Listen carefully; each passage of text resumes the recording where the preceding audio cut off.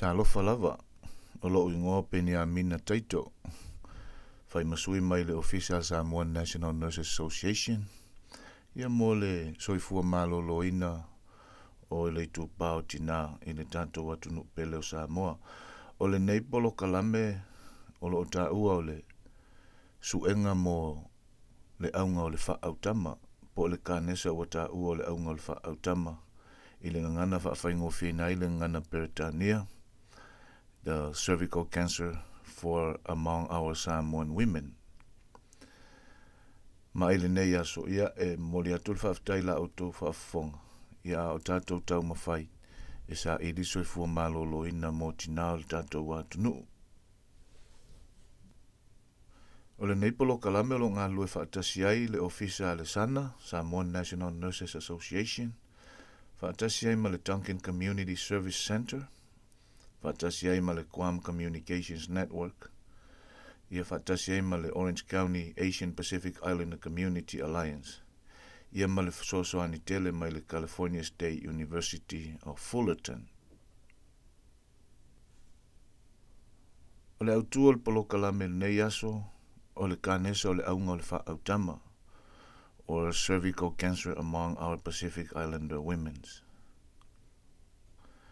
Tangata nu o le Pasifika ma le suenga o le aunga o le whaautama, Pacific Islanders and cervical cancer. Le ase me tau na tātou si la fia ma le whaautu o le neipolo kalame le nei aso.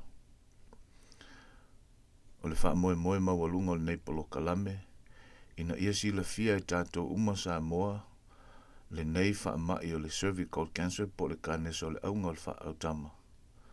Ia whaatasi ai ma le tau mawhai o le neipolo kalame, ina ia whaaititia tina o le tātou atunuu, e a fia i le nei kanesa o le aunga o le whaautama.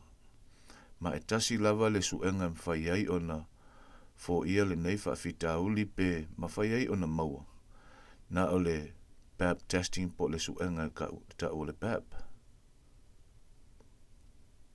O le amatal tātou polo kalame, o le fesili, ai sea o tātou talanoi na ile nei tūlanga po le nei whaamai, o le kanesa o le aunga o le whaautama.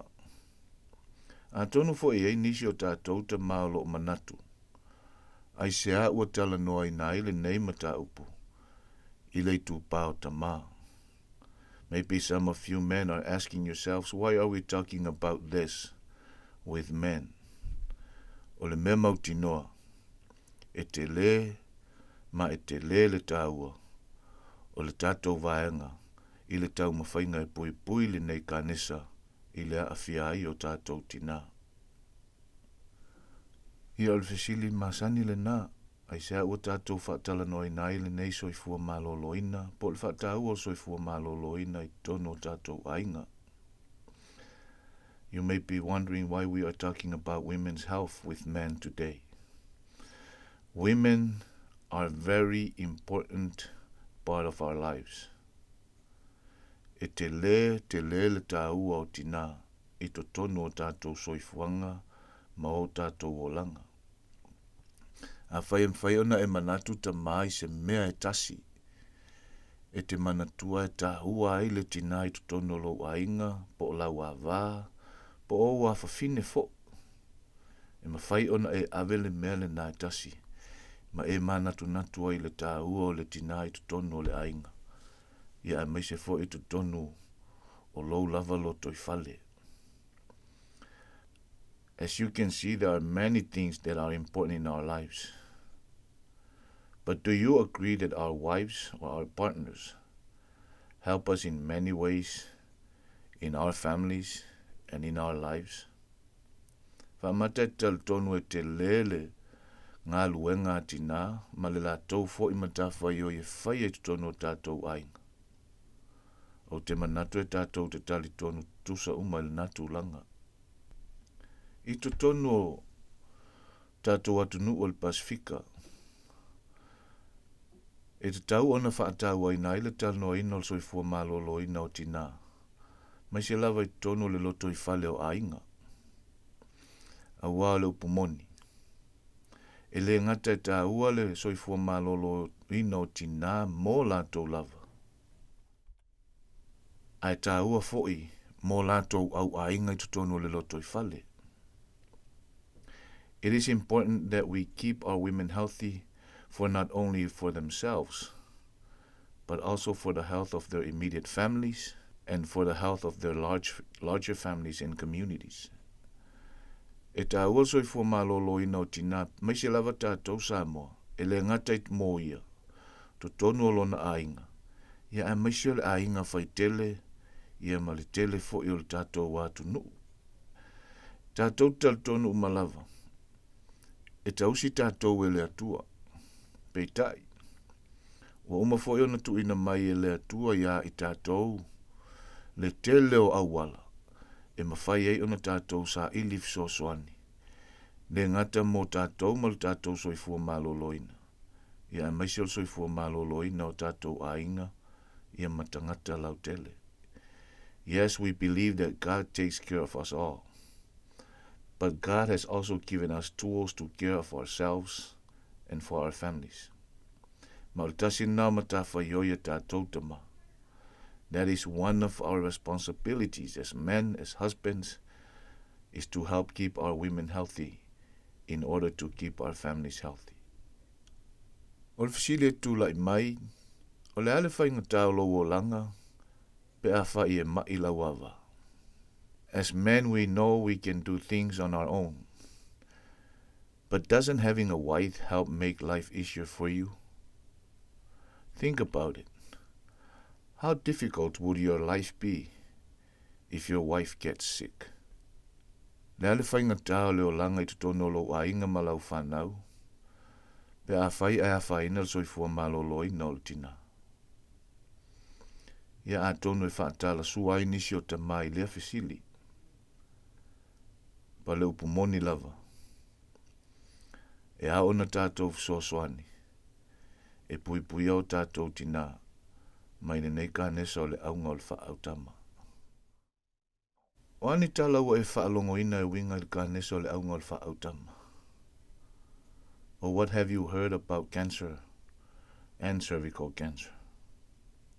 E iei mea mauti noa. E te tau ona o tau si la fia ta mama tātou loa. E winga le ka nesa o le aunga o le whaautama. These are some of the basic facts about cervical cancer. O le ka nesa o le aunga o le whaautama e leo se whaatalioti. E le taltonunga o tātou tangata Samoa, whaalongolo wa maua le tangata I le ka nesa, po le alawa le itu ai ngā ka nesa. I ona tātou manatu lea, ua lata fo I ona asoe, tu uai ainga, ia pe maliu fo I, ia po le otia o mai tātou mawhauwhau. Cervical cancer is not a death sentence. It is one of the few cancers that can be prevented with an easy test. O le awalan whai ona tātou fo ia lea whaafitauli po lea whaamai. O le suenga e tasi e pe on tātou tala noina. O le suenga e ta o le pap test. Lona lua, e maua tutusa umai le ka nesa o le aunga o le whaautama whawhine u whaita I toa lua.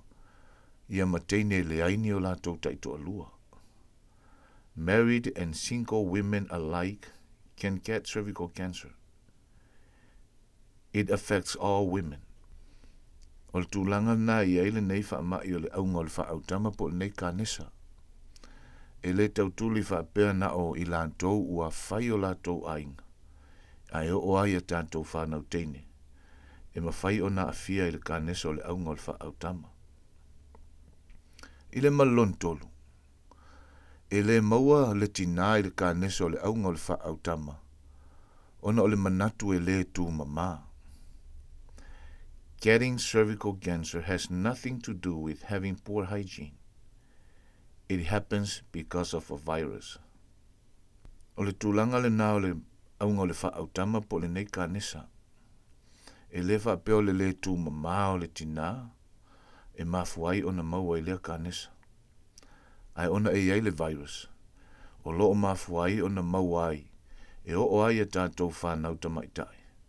ia e mawhai o na awhia ai, ma maua ili nei ka nesa o le aunga o le wha autama. O le alaua maua so mala malanga ma angala i titi e winga i le aunga o le wha autama po le nei ka nesa. Anse i o tātou wa ai a tili, ma tātou tal no a tili, pe wha pe whea o na awhia ai, ma tina o le Pasifika. Wha mata o ai e te manatu ta mai mwave o na maua le ka nesa o le aunga o le wha autama. Wha mata o whawhine papalangi, po whawhine mai le tātou watu nuu o le Pasifika. Who do you think is more likely to get cervical cancer? A white woman or a Pacific Islander woman? For instance, who do you usually hear in the news about? Maybe some of you think that a white woman is more likely to get cancer, right? A tonu manatu nisi o tau ta mā po to tele o tau. E vave ngofie pe whai ngofie o na mawal tina palangi. I le ka nesa na ilo o tina Samoa. Pe ta ia le o le nālu tūlanga. E whai ngofie o na mawal tina o le Pasifika. I le mai o le ka nesa, ma e vave foi o na mali liu ai tina o le Pasifika i le nei ka nesa o le aunga o le wha autama na ilo o tina papalangi. O le mafuaanga, o le numera o lo o maua mai isu e suenga masa i linga i la tau le ofisa o le kanesa. E titi lava le numera o tina o le Pasifika. O lo o whaia la tau suenga o le Baptist, le suenga lea i loa ai, ua afia po o maua le tina i le nei kanesa o le aunga o le wha autama. E whaingata o na maua ai tina papalangi manisi atu nuu. A wafo i o tina papalangi ma tina o nisi atu nuu, e to a anga e o e whaia la tau suenga. A le tina Samoa, po le tina o le Pasifika, e sea o e whaia ni suenga. E le e o ni tina, e tau mawhai e su e ni awala e mawhai ai, o nei lopo o awha a mai o lo a awhia ai, mawai o la tau tangata.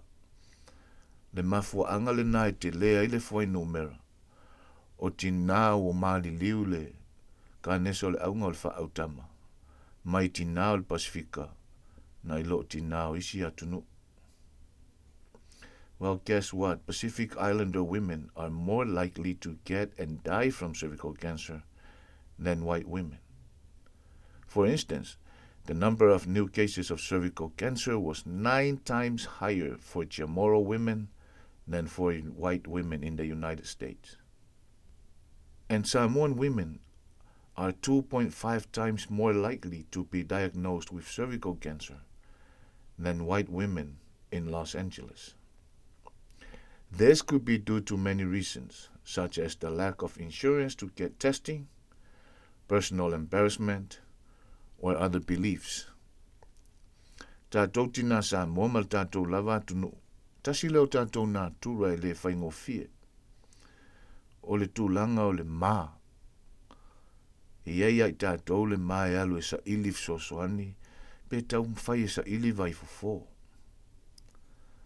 Ma al tasi nau tūlanga o lo whaingofie ai, o nā awhia i tātou le tele o wha mai, ia a maisi o le tele o wha alavelave. Ona o le musu e sa ili, ma le musu e fesili, i tūlanga o wha mai. But if all Pacific Islander women in Southern California took steps to prevent cervical cancer, we could save all the lives of 3 to 5 women a year. O le tele le nao soi fu o tina, e mawhai o na tātou lavea ina, pe a whai e mawhai o na tātou toa anga, e whai le asuenga e tā ua o le Baptist. Mana tua tina, o tātou umai ai o tātou ainga. Wha moe fo i o tātou ainga ia i tātou tina. O lona winga, e te tau fo i o na tātou mana tu natu loloto. I le tā ua o lo soifua maloloina. A ua o lo soifua maloloina, e maloloina i lo ainga. E maloloina i fo i o tangata. Whapewhia o na puipuia le kānesa o le aunga o le whaautama. How can we prevent cervical cancer? Ia o whautuanga nā. Whautuaina o tau tina. Po tātou fo i te mā. Whautua i o tātou tina po o tau wāwā. Whanau teine. Po wai lava le tina i tutono o lowolanga. Ina ia whaia le suenga ua tā ua o le PAP. Ia a maise o le HPV. Lona lua. E te tau o na whaamaoni o el te mā. I le lua wā ma lau pāanga po lau wā. I le male lona tolu. Whesoa soani i lau wā. Ina ia aua leu laula te paa. E le ngata i lea. E te tau o na sila fia o ele te mā. Le tala anga antoa o le ainga. O lau wā po lau pāanga. All women are at risk for cervical cancer. But certain factors increase the risk of developing a disease. And here are some of the things you need to know to help prevent cervical cancer in your wife or your partner. Number 1, 99% of cervical cancer is caused by a virus called human papillomavirus, or HPV. HPV infection is very common and most people do not know they have HPV because there are no symptoms. So have your wife or your partner get tested for HPV. O le whainga tāle nā o le tūlanga o le virus le tā ua o le HPV po le human papillomavirus. E le aini o na winga wa aia. E le aini o na winga i tātou te loa tuai ua maua le tina i te kanesa. E tātou te lei loa pe eini patu o le tino, ia po ni mea e papala o le tino, e le ai. O le whainga tāle nā o le kanesa le nei o le aunga o le whaautama. So e tasi lava le awala e mawhai ei o na i loa le tina, ua maua o ia le kanesa o le aunga o le whaautama. E na o le whaia o le suenga, o le pap test. Ia mawhaia le tui, o le HPV. Lona lua, number 2. HPV is a common virus that can be passed from one person to another during sex. So be faithful to your partner. There is a higher risk of contracting HPV if one starts having sex at an earlier age, or if you or your partner have had sex with several other partners. O le winga nā le manatu te mā, ia e whamaoni, I le vāma lau wā po lau paanga. A wā e tasi leo a wala e sili o na maualunga, ma e vave foi o na afia ai le tina I le tūlanga o le aunga o le whaautama, po lea kānesa. Pe a whai e tele ni au paanga sa e wheusua I ai. Nai lo lau wā. Pe tele foi na paanga sa wheusua I ai lau wā, nai lo oe. A whai o tūlanga ia. Ia e te tau o na whaiel suenga o le pap test. O le HPV foi. O le tasi le o virus e mwhai o na sosolo. E mwhai o na au mai e le tasta ngata a nga I le isi tangata. A e tasi lo na awala mwhai ai o na sosolo le wha mai lea. Ia na o tūlanga o whiu ia inga wha leulungali.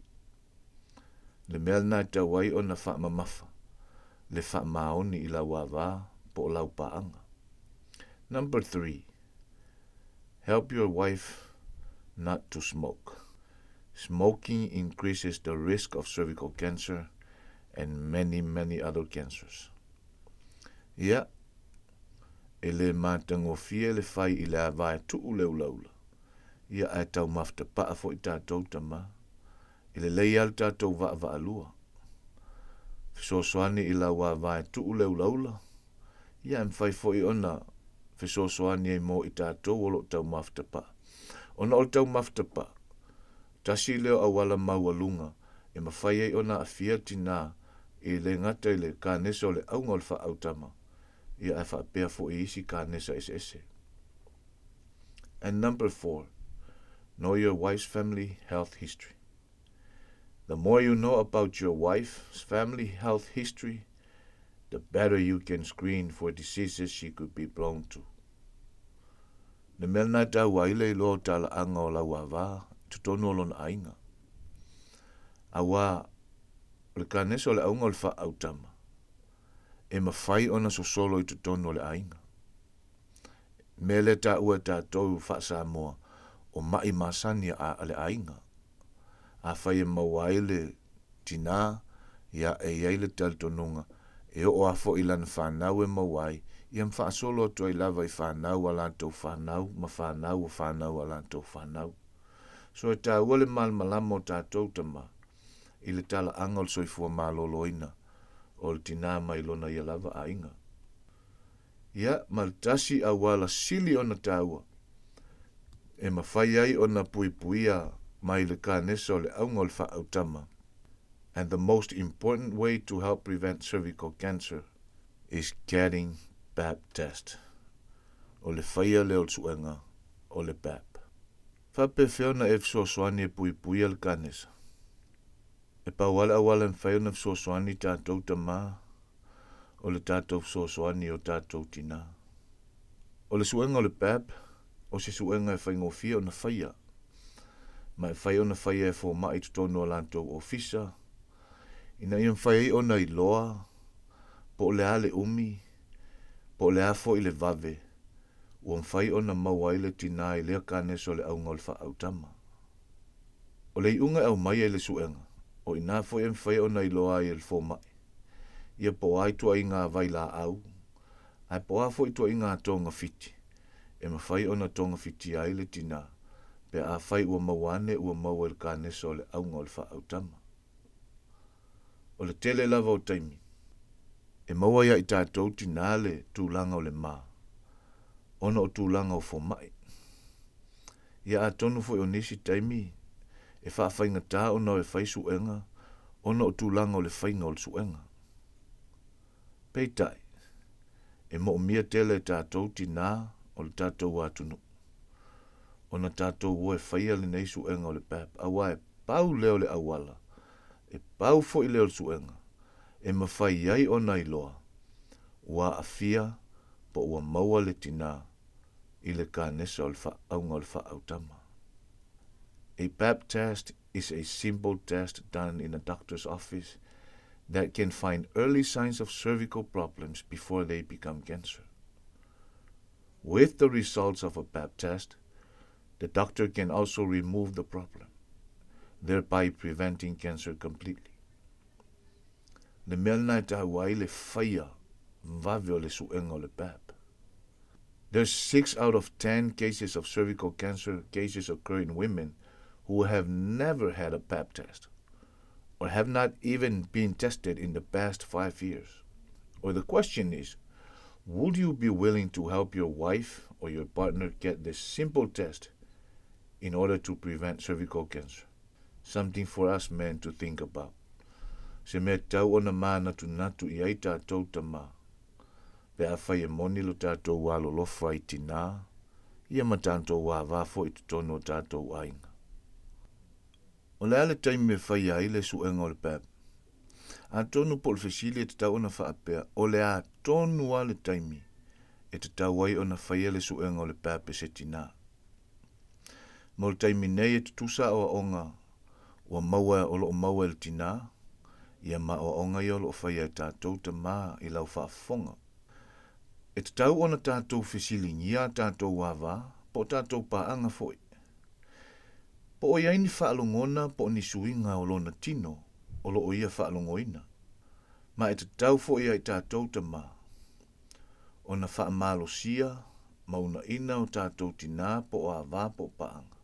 Ina ia whaia le suenga. Pe a whai waso so o le ti ngā o lona ona, ia po lona manawa foi. O le mea le te tau ona mi loa tātou tamā, ia mai te tau foi ona tātou tau mawhai e, fesili ngia ma tala noa, fetufa I ma le awā po le tina o la inga po lau paanga fo. Ina ia mwhai ona whai aloa le suenga o le pap. The question is, what will be a good time to get tested? In general, if a woman feels specific pelvic pains, she should get a pap test. So I think it's good for us men, husbands or fathers, to ask our wives, to ask our partners about any symptoms she may be feeling and remind her that she should get a pap test immediately if she has constant pelvic pains.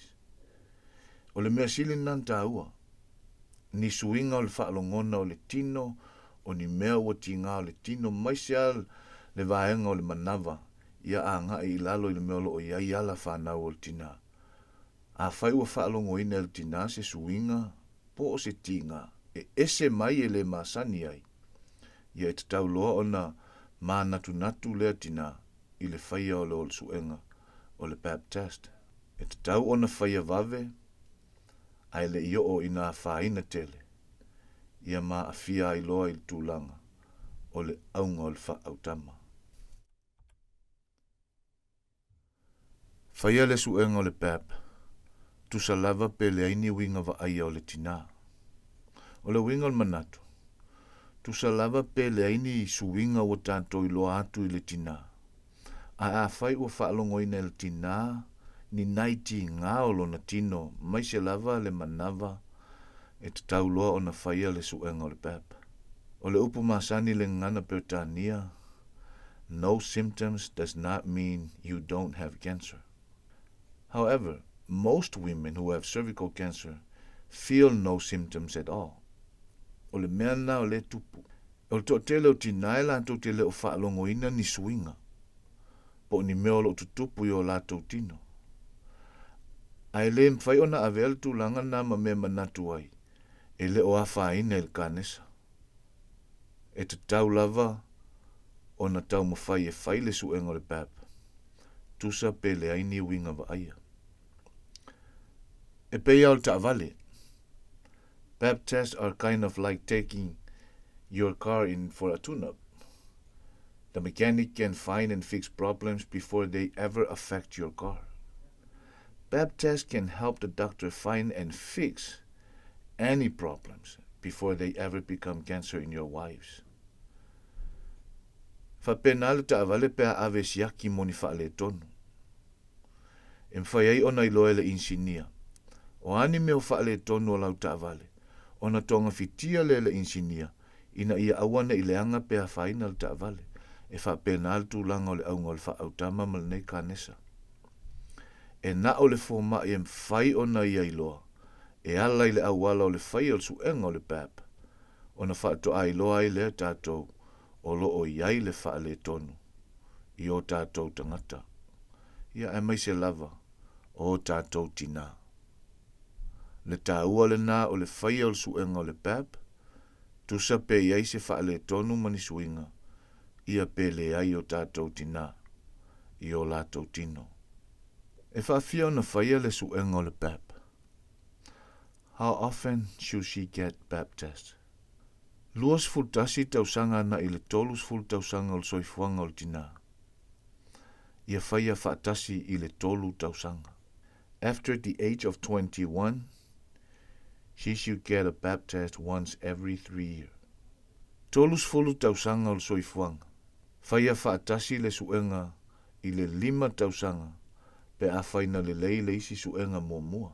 After the age of 30, she can have a pap test every 5 years if her last 3 pap test results have been normal. But if they have not been normal, she should continue to get a pap test once every year. A whaia le I le leile tūlanga o le suenga na whaia mua I le isi tolu tausanga o lona winga. Mo I lantou ia ua tolus ful tausanga. E te tau ona whaia le suenga whaatasi le tausanga I tausanga uma. I le onos ful ma le 5 tausanga o le soifuanga. Ua te tau loa ona tala noa I le fōmai. Po o se mea te tau. Ona whaia sau suenga o le pap. Ai mai se lava pe a whaapea ua uma ona ave e seau tō tonga whanau. After the age of 65, she should talk with her doctor about whether and when to get a pap test. E whawhia ona whaia le suenga o le pap. O le whautuanga. Whaatonu nei lau wā ina ia whaia nei loa sana tala vai mo le suenga. E mo o mia le whaia o le suenga tina. Tusa lava po ua mua maua na vai o le HPV. Lua, le toi whaia so na pala. Tolu, ua le toi whanau. Wha, ua le toi whaia ni wheusua inga. The bottom line is, many of our Pacific Islander women have not had a baptist in a long time. So please, let us help our wives, women in our lives, to schedule an appointment today to get a baptist. Women still need regular baptist even if she had the HPV vaccine, she reached menopause, she stopped having children, or even if she is not sexually active. E ta tau lava o na whaatonuina nei le tala vai. A lau wā, po o lau paanga, ia po o ai lava le tina, o lo i tu tonu o le mafutanga, ma i tātou ainga.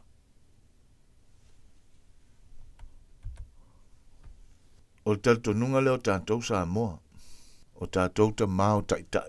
We are leaders. O lona winga, o tātou o tai e le tatau o na whaatali le taimi muli. Ina nei mea ane, ua tātou to ilalo. O le whaatai inga le ata le au mai. Pei tātou ta mao coach i se au. O le coach e le tau mawhai e whaatali mo le taimi muli. Awa o le mea o iai, e whaia ina le au. I know that talking about women's health issues with our wives is not easy or comfortable, but it's important in order to reach the goal of keeping our women healthy. So let's think of it this way. You are the head coach of a team. Isn't your job to help make the plays to move the ball to the goal and score? This is the same thing as being the head coach for your family. Only now, your job is to coach your wife to get regular baptisms so that she can stay healthy. Please don't wait until the last minute to do your job. If you want until the last minute, you could lose the whole game. O le mena e tupu. Tātou te manatu loa whaatau waa, tātou te whaataltali, pe tātou te manatu e le i tai. O lo tala vaupel tina, o lo tala vaupel whanau teine matamaitai.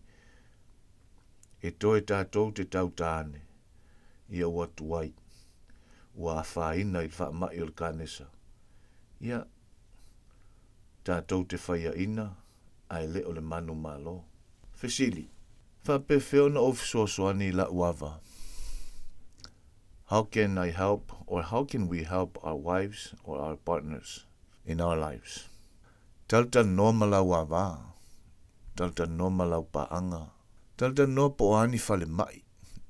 Sa ili pe eni fale mai e la tane, pe eni fale mai e taungofie, pe e fo eni fale mai e le tutongi ina fo i se whaia o le suenga o le pap. Lona lua. Fesosoani i lau wava po lau paanga. E sa ili se fo mai ta mai tai, po se fo mai sa moa foi, pe a whaia mana o iai. Pe a whai fo i whai ngofie ai, o na whaia le suenga o le pap. Whaai loa i lau wava po lau paanga. E te sapa sapaia o ia i le whaia o le suenga o le pap, mo le lumana i o le lua ainga.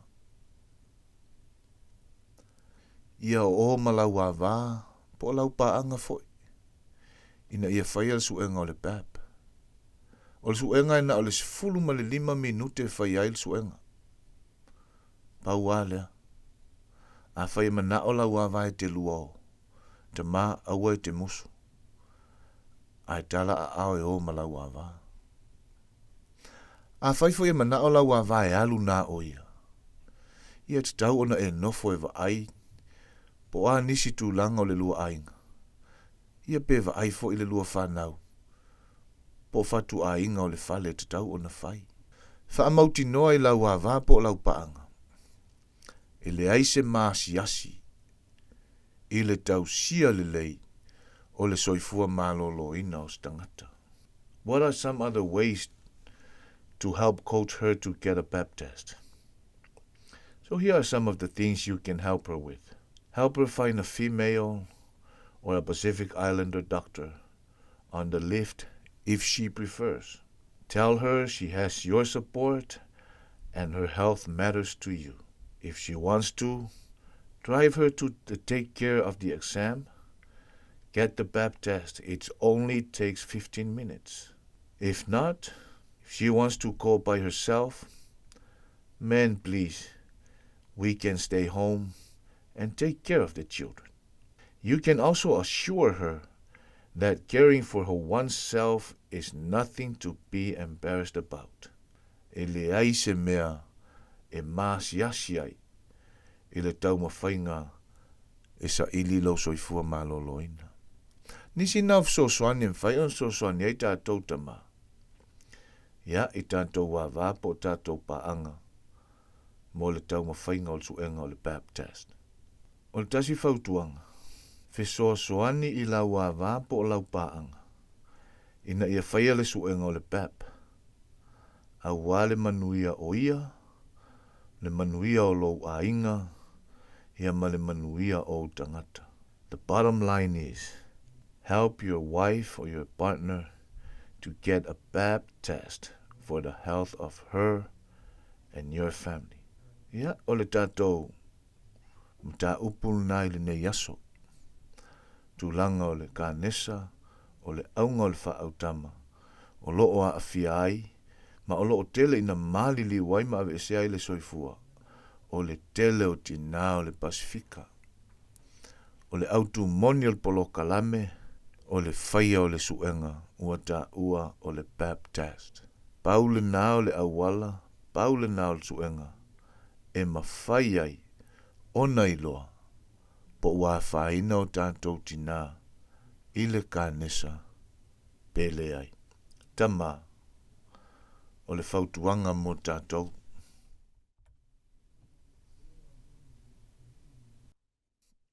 O nai whautuanga muli muli, na ia mana tua e tātou tama.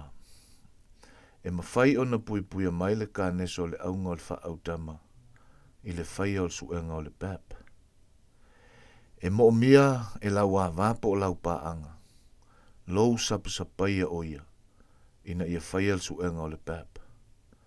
E mawhai ai o na maualon soifua maloloina, ia matausia le lua whanau ma le ainga. Mea lea, soani nei lau a vapo o lau paanga, matau mwhailo e whaia loa le suenga o le pap, vave nei lava. To summarize the 3 take-home messages for us men.